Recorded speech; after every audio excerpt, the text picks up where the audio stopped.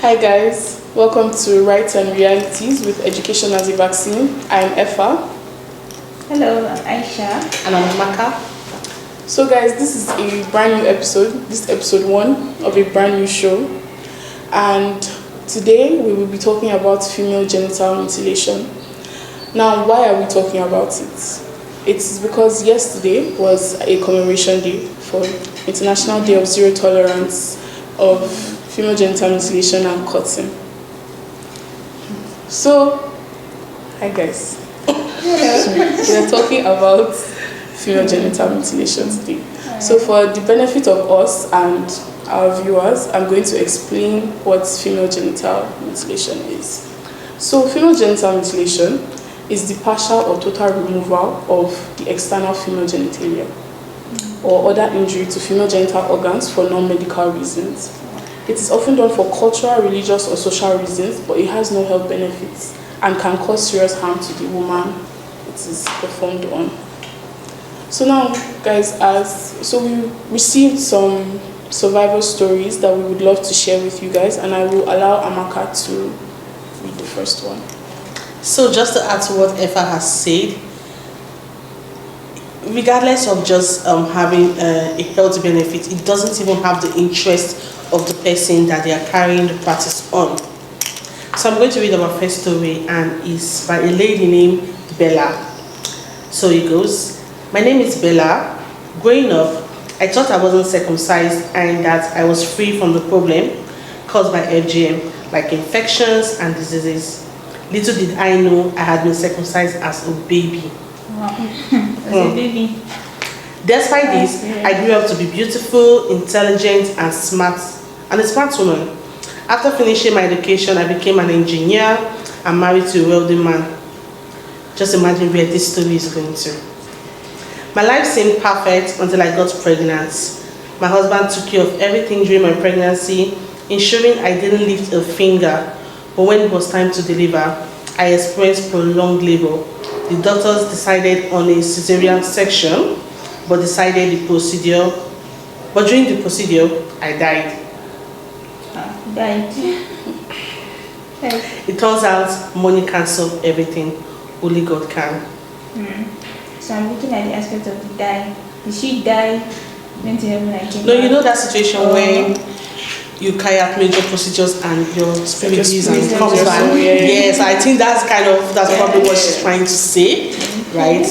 But it's just really shocking how with all the advocacy that are going on, with all the effort that has been put, I really want to put an applaud to the efforts that has been put into ending FGM. Where we were 30 years ago is different from where we are today. So I think we need to put a round of applause for organizations, for policymakers on the effort they've actually put into this. But the goal is to eradicate FGM. And it's shocking. I don't know why our communities still carrying out this practice, because I'm sure they are aware of the consequences of the. They are very much aware of the consequences. But you know, FGM is deeply rooted in culture. So anything that has to do with culture is very difficult to eradicate. Like, is this our values that these people hold like dear to them or something like that? So in communities where it's part of their culture that a child has to be circumcised, like if they don't uphold that culture, some of them will feel like maybe they'll be culturally stigmatized. Everybody is doing it in this community. If I don't do it, maybe my child will look like as if she's promiscuous, my child will look as if she's not fit for marriage or things like that. And there's still a lot of misinformation around FGM. I think recently, we are in 2024, right? 25, You're still behind. I think somebody went for a community sensitization and then they were just talking about FGM. And one woman just came out and said, that she's just hearing this thing for the first time. So there's something called this thing that she wanted to do it for her daughter. Yes, she was complaining that her daughter's genitals were paining her. So anytime she's beating the baby, the girl will be saying that genitals is paining her. Was it after the procedure has been done or before? No, before. So she's going to somebody advised that she should go and cut it. That the reason why the girl is having genital pain is because it has not been cut, and she doesn't even know that what she's about to do. And this will be coming from someone that is done medically. That has no idea. That has no idea. So she was thinking that since her daughter's genital is paining her, actually what she's supposed to do is to cut it. Okay. So it's that, yes, misinformation. So there are still really some hard to reach areas that this information has not actually gotten in. Some people actually even still doing it, and they don't even know that they're doing female genital mutilation. Let me even show you. There was even, I think they say, is it a festive period? Somebody was doing bonanza. I think it happened to say that bring your child for cutting. Bring your child for cutting. No, like it's not funny. It's not funny. Seriously. Yeah. So it's actually a lot of things, and there's some cases again, enactment of laws, like there's not that law enforcement, especially when it comes to, okay, there's this thing, if you cut your baby, this is what will happen to you. You're going to spend this amount of years in prison or something like that. So there's not really. Honestly, there is a law for it. Yes, but are they implementing the law? Yes, actually. We have the VAP law, it's just that there's a proposed repeal of the law, but we have the VAP law. We also have other international laws that speak against FGM. Because it is a violation of your human rights. But we're talking about laws that are like Nigeria bound. What about community laws? Are there laws in communities that actually fight against FGM?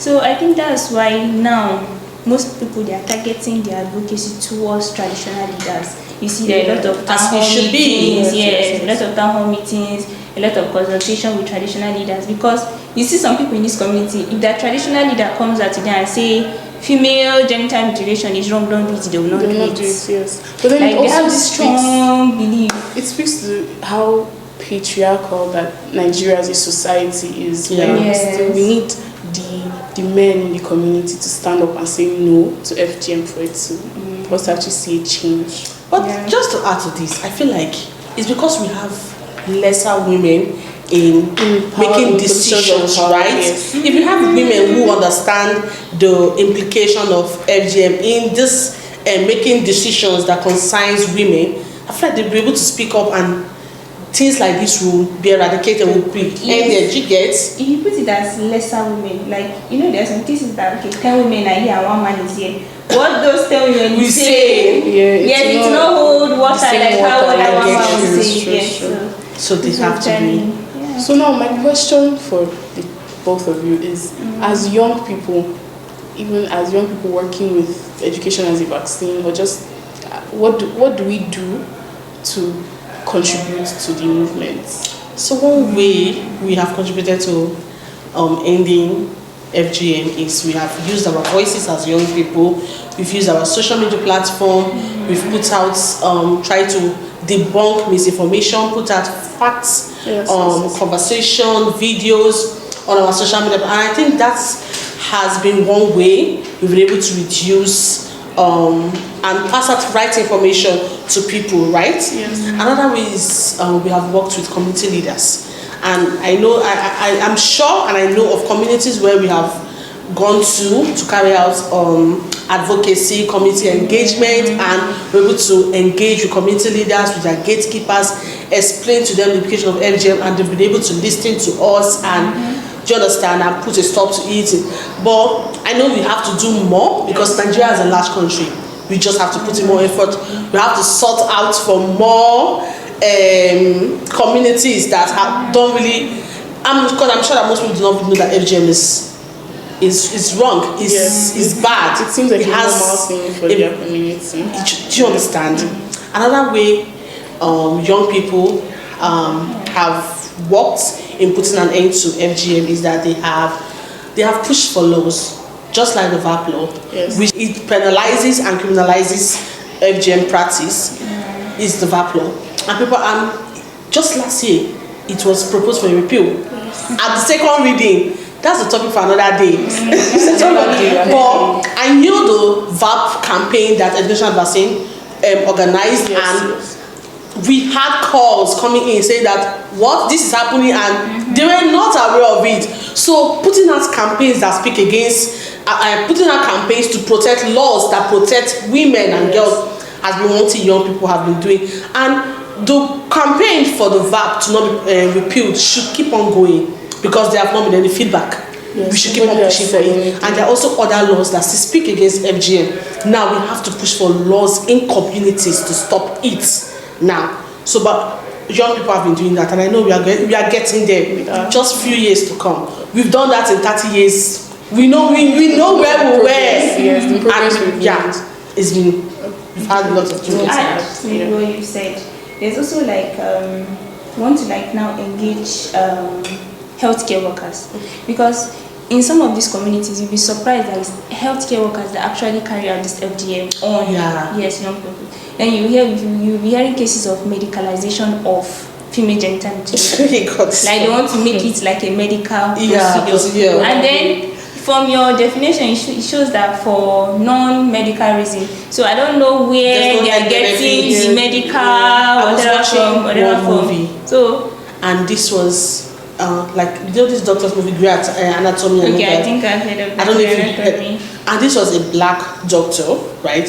So this lady, she wants to give birth, and she was having complication. And this white doctor came in. I'm not trying to make it. He came in and he was like, okay, he could not understand her language, and he called someone who is an African. And like, okay, speak to this lady. Tell her that she was mutilated and they have to carry a procedure. And do you know this doctor nodded, and then he spoke to this woman in language and told her that she should be ashamed of herself. Yeah. That's something that has been carried on from her generation, and she will have the mind to open her leg for another man to see. And the other doctor was thinking that he was trying to, and this woman stood up and left. I was watching that, I was shocked. I was like, it's meaning language barrier. That's another thing. When you go to communities and you want to explain to them that, oh, this is wrong, and you can't even communicate. So there are a lot of barriers, a lot of gaps. Yeah. And also, but I think that people are not actually aware of the health implications. Yes, they don't just have that knowledge. I think it's part of that misinformation.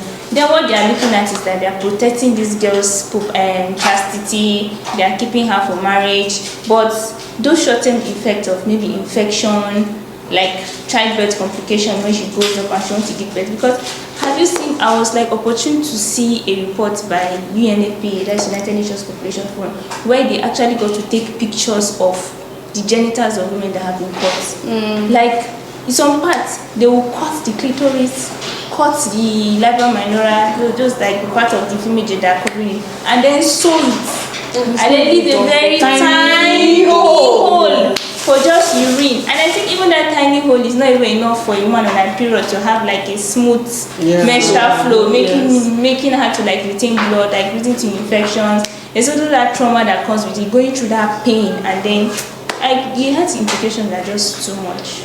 So I think that information, young people can also share information like advocates. Like how you do. Yes, we have social media advocates that will actually put the correct information out there. That, okay, this is what is happening. And also as an organization, I think we can also do this capacity building the capacities of, like I said, healthcare workers, like I said, gatekeepers, even the community members themselves, telling them that, okay, this is this. I think that girl that was saved from being caught is just like a small community outreach, and then that girl has been saved from a lifetime of trauma, a lifetime of infection, a lifetime of depression, anxiety, childbirth complications, and the rest. I think another way is to strengthen alliance between